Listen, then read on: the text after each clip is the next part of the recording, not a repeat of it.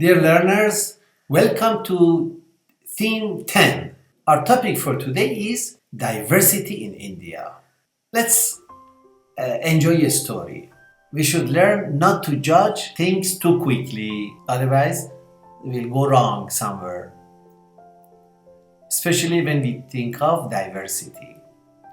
There was a man who had 4 sons. He wanted his sons to learn to not judge things too quickly. So he sent them each one on a quest in turn at different times to go and look at a pear tree that was a great distance away. So the first son went in the winter, the second one went in the spring, the third one in summer, and the youngest one went in autumn, in fall. When they all had gone and come back, he called them together to describe what they had seen. The first son said that the tree was ugly, bent and twisted. The second son said, no, it was covered with green buds and full of promise. The third son said, he disagreed, he said, it was laden with blossoms that smelled so sweet and looked so beautiful. It was the most graceful thing he had ever seen. And the last son disagreed with all of them. He said it was ripe and drooping with fruit, full of life and fulfillment. The man then explained to his sons that they all were right because each one of them had seen only one season in the tree's life.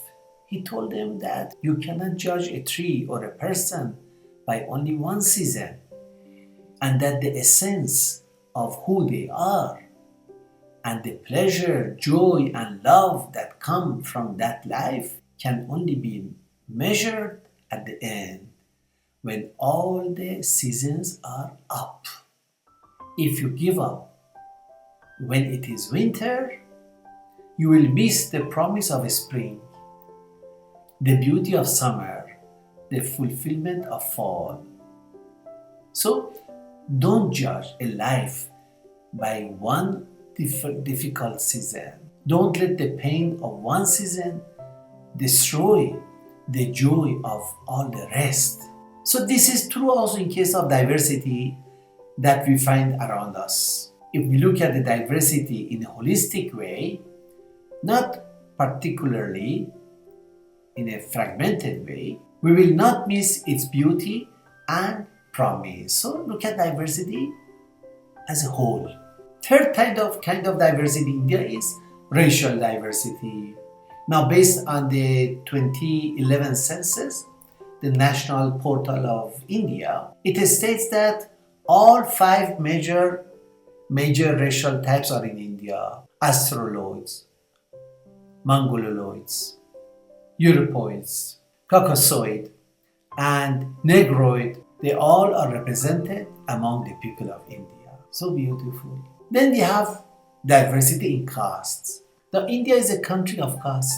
The term caste has been used to refer to both Varna as well as Jati. Varna is the 4-fold division of society according to functional differences. Thus, the 4 Varnas include Brahmins, Kshatriyas, Vaishyas, and Shudras. And an outcast group is also there. Whereas Jati refers to a hereditary endogamous status group who are practicing a specific traditional occupation. Now, endogamy refers to the practice of marriage within a specific group as required by custom or by law. There are more than 3,000 Jatis, and there is no unified system in India for ranking them in order and status. The Jati system is not static, and there is mobility in the system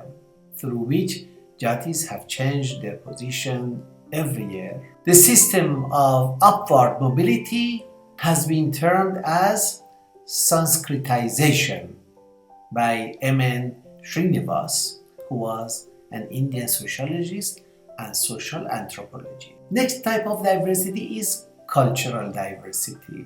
The cultural patterns reflect regional variations. Because of population diversity, there is immense variety in Indian culture, as it is a blend of various cultures, different religions, castes, regions. They follow their own traditions and culture. Therefore, there is variation in art, in architecture, in dance, theater, music, and many other things.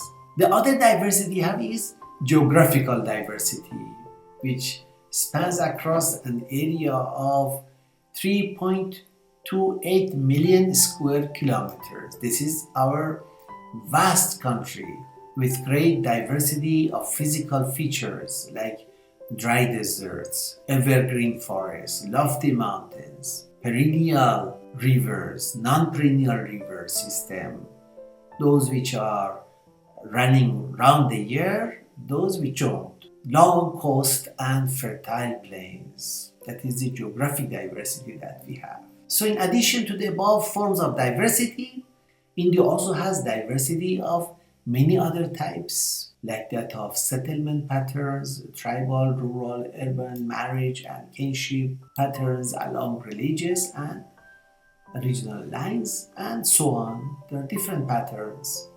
Now, the factors leading to unity amidst diversity, what are those factors? In Indian constitutional identity, the entire country is governed by one single constitution.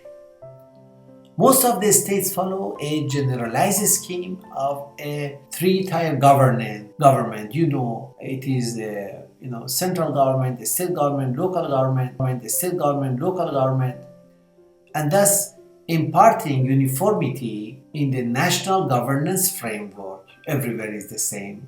Further, the constitution guarantees certain fundamental rights to all citizens, regardless of their age, gender, class, caste, religion. Some of these we discussed earlier. Thank you very much.